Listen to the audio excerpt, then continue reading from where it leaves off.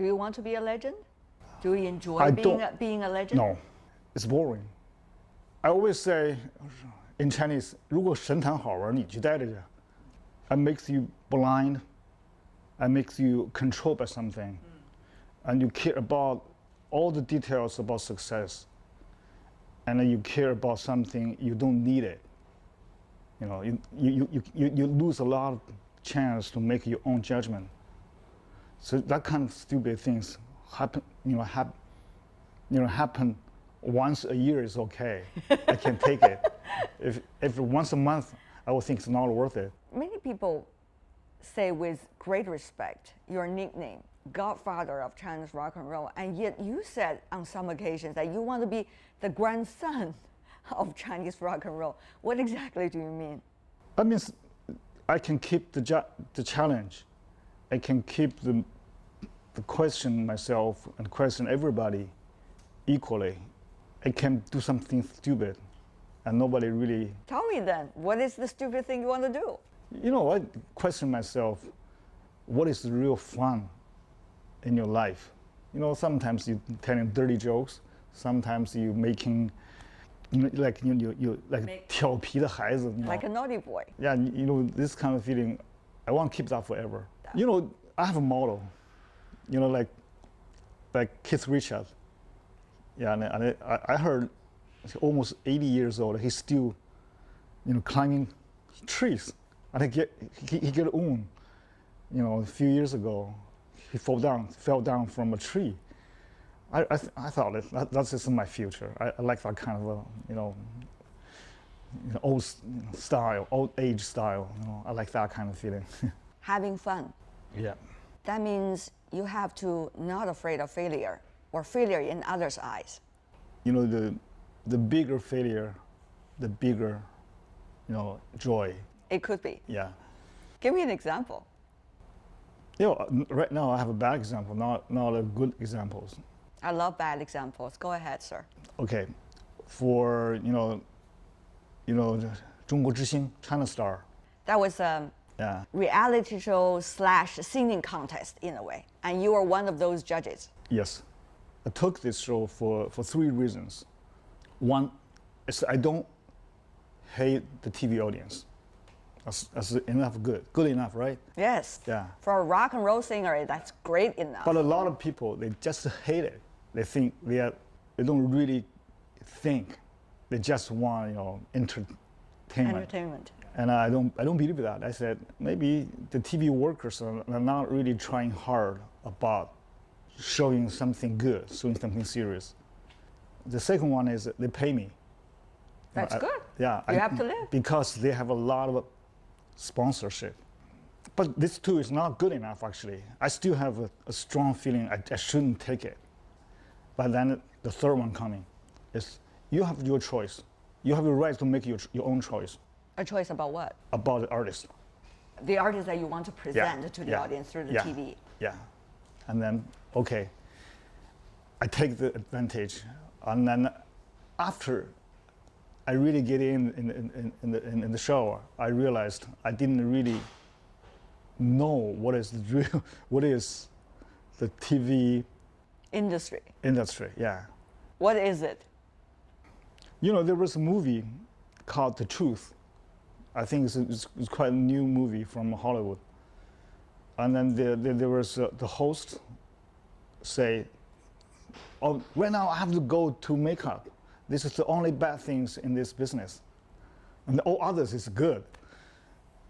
Okay, this is exactly the picture of, you know, I was thinking about the TV business.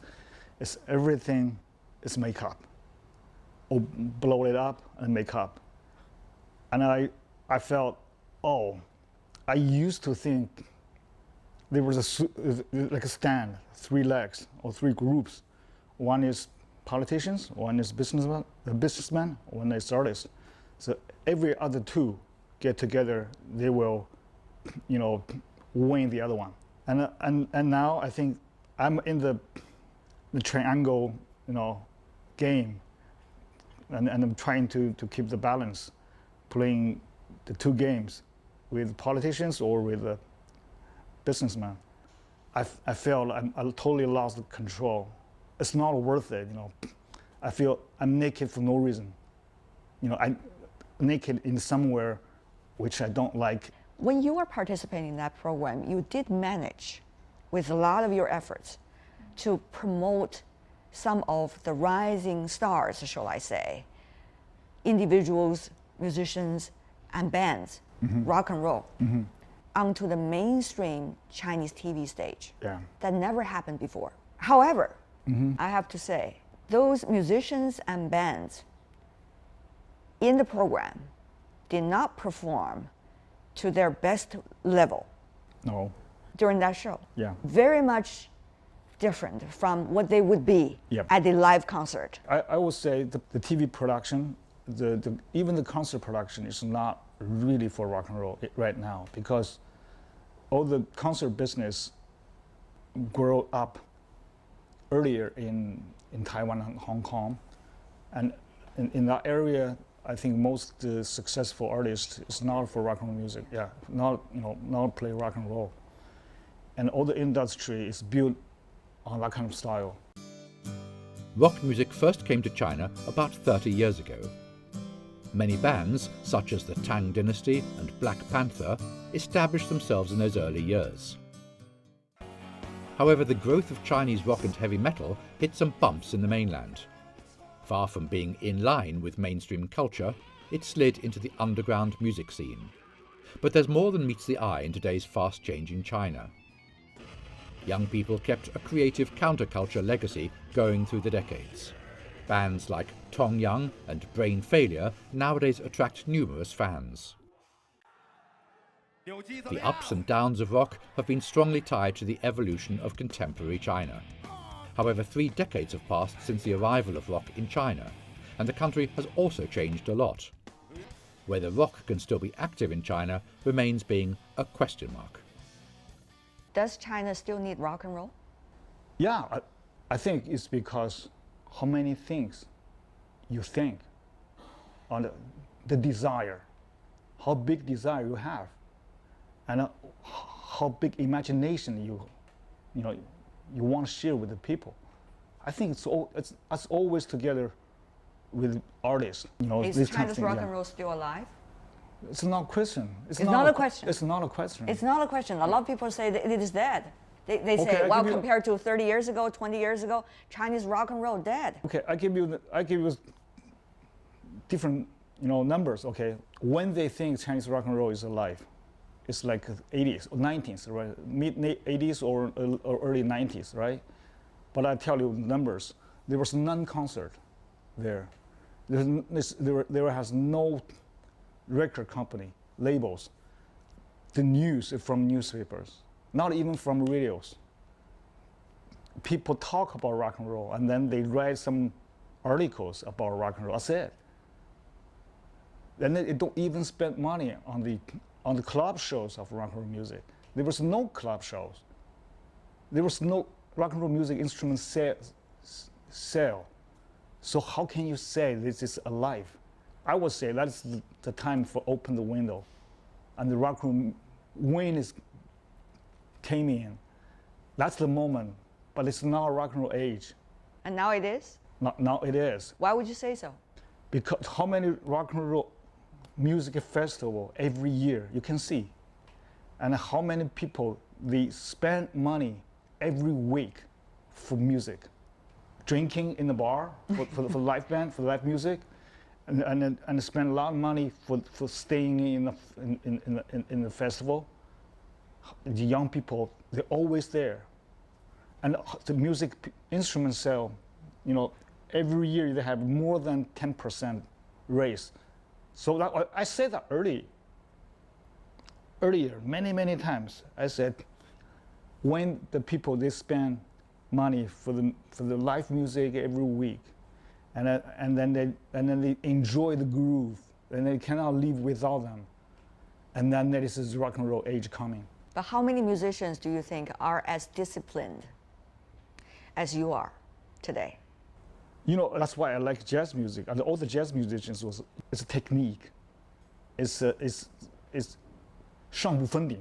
上不封顶的一种技术的追求。 The techniques could be Scale. sky high in a way. Yeah, all the keys and all the rhythm and all the styles. You can spend endless time on this, and then you still don't get it. That's jazz music. The rock musicians these days in China, can they still have strength? Can they still have the techniques as you said? That's why I find out I have three in me. I have three CJ in me. One is a very serious, boring guy.